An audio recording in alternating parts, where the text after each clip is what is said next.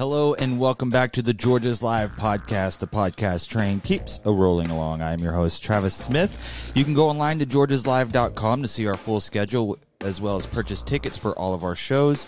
Be sure to go on Facebook, give us a like at Georgia's Majestic Lounge, and on Instagram, follow us at Georgia's Majestic Lounge, and on Twitter at Georgia's Majestic, and be sure to rate and subscribe and review the podcast. We've had a few good interviews on lately, including Shmeans from the band Lettuce, Steve Kimmock, Randall Shreve, and a slew of other great people on. If you haven't listened to those, you can go back and listen to any of those on all of our podcast outlets, as well as georgiaslive.com/podcast. And today we have a very special guest. We have Justin from the band Blue October on.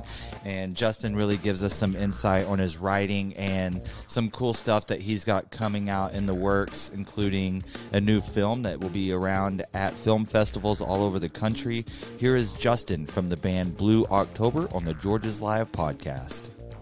I am here with Justin from Blue October. How are you doing, buddy? Doing good, man. How are you? I am doing well. Super excited to have you on, especially my wife. You guys are her favorite band, so she is geek. Oh, that's so kind. Tell her I said thank you. Absolutely, I will. And we're excited to have you guys back here at Georgia's Majestic Lounge on October 20th. Yeah, we can't wait. Absolutely. And I just wanted to talk a little bit about your influences in your career as well as Blue October and what you guys have been up to. You don't have a problem with being a little bit more personal, and even, before this interview, you even said you can ask me anything. And you're a little bit more vulnerable than a lot of people will be, with their career. I don't know. I just always grew up on really honest writers like Peter Gabriel and the Smiths and The Cure and Tom Waits and Leonard Cohen, things like that. So Bob Dylan. So that's the only thing I've ever known, is to be as specific and as honest as I can when I'm writing music. So when I write it all, it feels really good, because I think that's why people connect with it, because it's not just kind of cookie cutter. It's kind of real, and I think some of the best music out there. I think that comes across because you guys have such a loyal and diehard fan base that.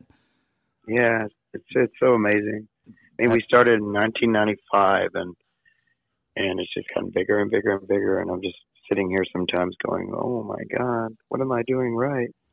Yeah, it sounds like just basically keeping it real and speaking from the heart, man.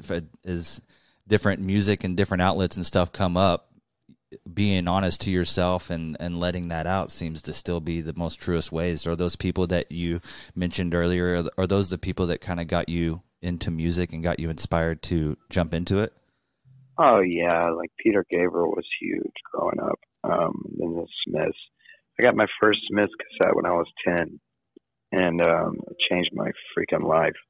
I mean, the way he wrote about depression and the way he wrote about even suicide and love and loss. It was so dark and beautiful, and I just kind of found a home in the darkness. And did you find that lyrical content hit you at such a young age? Oh, yeah. It wasn't really necessarily the lyrical content at first. It was the mood.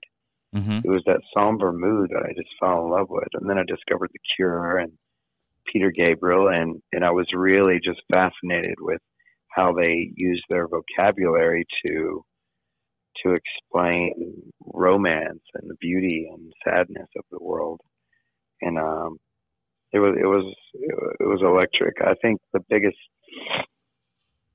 thing I remember is watching movies like Pretty in Pink or Say Anything, when John Cusack lifts the radio up over his head and plays In Your Eyes while the girl's in her room, Yeah. That got me. And I was like, I want to be that guy. So I strove to be Ducky and from Pretty in Pink and John Cusack from Say Anything. And, I never looked back.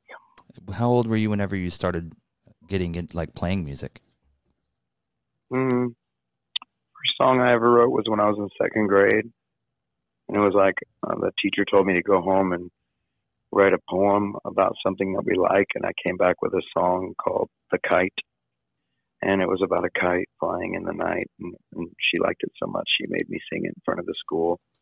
And was that your first performance? In front of that many people, yeah. But I remember singing it in front of the school, and I remember all the girls were like, "Wow!" And that's when I was like, "Oh, this might be nice."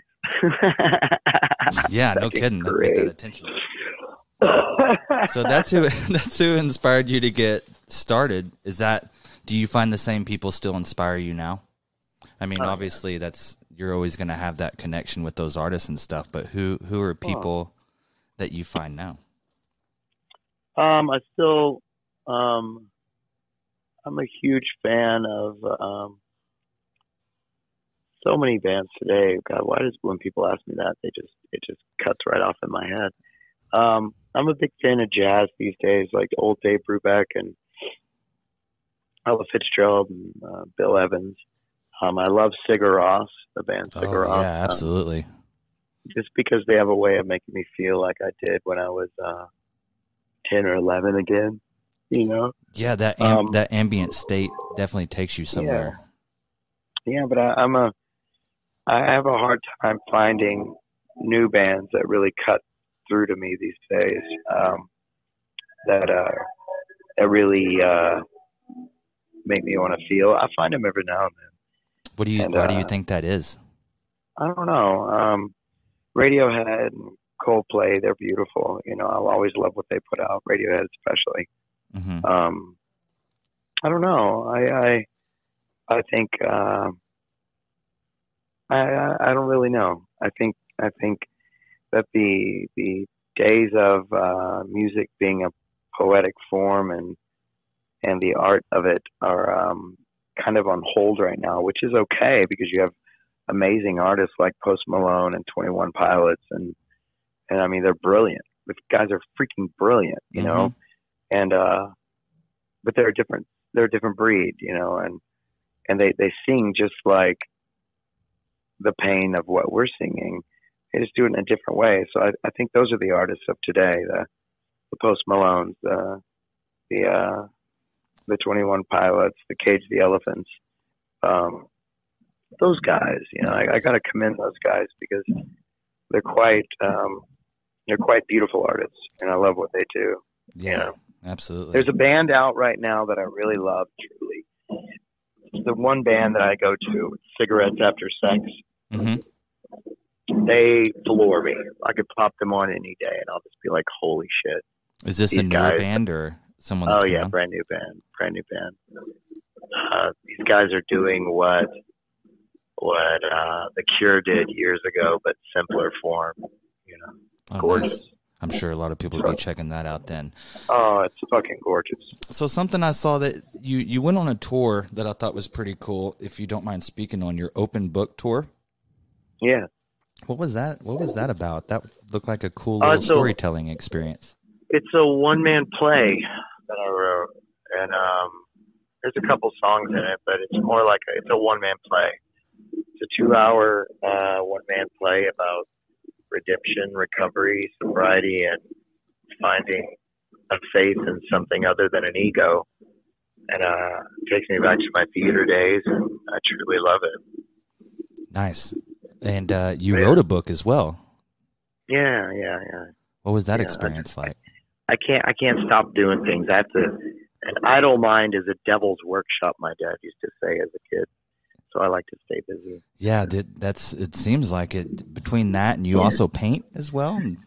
Paint. We just finished a documentary that we were filming for 7 years. We just finished it. And, it's called Get Back Up. And it's going to be in film festivals all around the world before it's released. So we're truly excited about that. Do you find yourself with all these different creative outlets, is it something you kind of do while you're on the road, or is it on your breaks whenever you're home? Always. Just when always I'm on my breaks, when I'm on the road, like when I was on my open book tour, I had a studio in the back of the bus and I was working on the new Blue October record. I want to film a Western. I know that sounds funny, but I want to film a Western that I star in has a soundtrack. I don't want to make a country album. I want to make the saddest, darkest Western soundtrack to, it's just because I've written I grew up on like Johnny Cash and Merle Haggard, and I don't want to make a country album. I want to make a Western, dark album to where you listen to it and you're like, there's got to be a movie to this. Yeah, for sure. Especially, I love the music going along with the movie too. It really, nothing would probably match better, instead of trying to find something that fits. Yeah, totally. It's the sky's the limit when it comes to art, and I just think it's another outlet for me. Also, is going to different rehabs across the country and speaking to kids who struggle with addiction or substance abuse problems, and that's like one of my passions. Yeah, that's a beautiful thing that you have this platform to where you can reach so many people, and you do it in such a positive way. Yeah.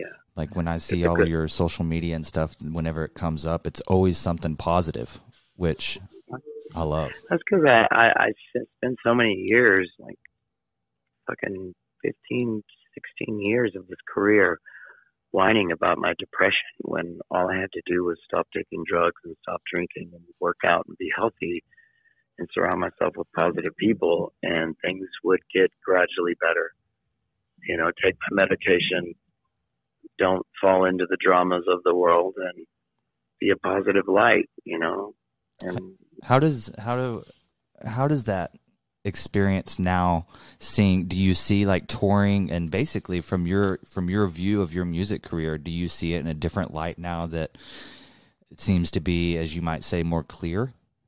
Oh yeah. Without all that? It's beautiful, and memories are made, moments are shared, and this team and this business and my record label and touring company, and I've never been better. And our career has never been better. We've never had this many people showing up, smiling on their faces and wanting to love life and find the colors in life. And it's so amazing. It's so amazing. Every night is another positive journey with these people.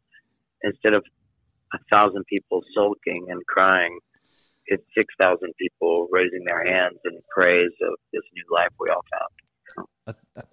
It's freaking amazing. You can definitely tell where your positive energy flows through your fans, because every time that you guys play here, we have a line that lines up outside. And it sounds like every year or two that you guys play, everybody's outside. And I've worked on this particular downtown district for over half my life. And it seems not like a party where people are partying, but people are communicating, they're smiling, and they're talking to each other. It's like a little hang outside. It's not really like two people talking to each other and somebody else talking to, like, it seems to be. It's like kind of like a summer camp. Like when you're a kid, you went to summer camp and everybody just kind of gathered and hung out. It's really nice. Kind of an extended family, if you will. Yeah, it is. Because without these people, man, I'd be nothing. Without these people that wanted to listen, I would just be this other guy sitting on the side of the road trying to get somebody's attention to listen to their song. And I'm just so grateful every day that they take their time, which is so precious. Everyone's life, every minute of every person's life is so fucking precious that the fact that they would come spend 2 hours with me a night is just, it blows me away. And I will never take that for granted. That's a beautiful outlook and a wonderful approach to have of it, that I feel if you can keep that mind state, it'll keep paying you back for the rest of your life. Yeah. And plus I got a really supportive wife and beautiful children who are all healthy. And I mean, what else? I've got the best friends, and what else do you need? Perfect balance.